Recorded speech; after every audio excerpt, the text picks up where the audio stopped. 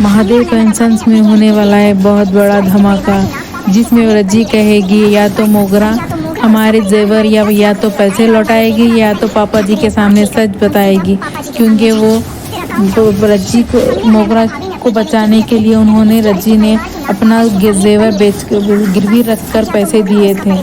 अब वो ये सच बताने जा रही है, क्या करेगी मोगरा, या पैसे लौटाएगी या सच या नई चाल चलेगी। जानने के लिए बने रहें और हमारे चैनल को सब्सक्राइब करें लेटेस्ट अपडेट के लिए। Thank you for watching.